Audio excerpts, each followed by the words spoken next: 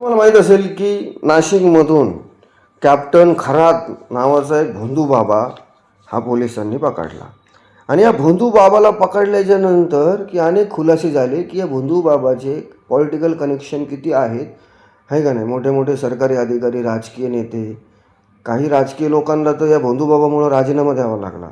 असो, आता राजकारण आणि हे जे महाराज आहेत भोंदू बाबा यांचा संबंध काय आजचा आहे का? तर अजिबात नाही.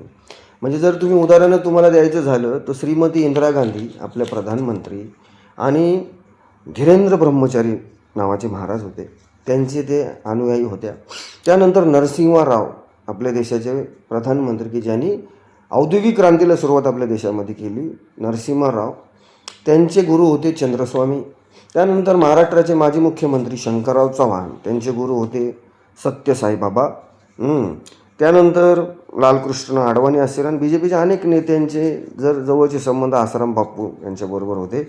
आणि पंजाब हरियाणामधले जेवढे नेते आहेत तेवढे राम रहीम जे महाराज आहेत ते सध्या जेलमध्ये आहेत.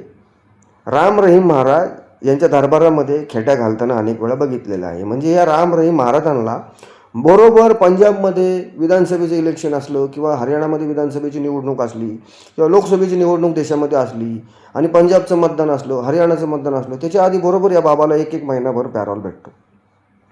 म्हणजे ह्या बाबा लोक किंवा हे जे पॉलिटिकल जी लिडरशिप आहे किंवा राजकीय नेते आहेत हे काय आजचं नाही आहे.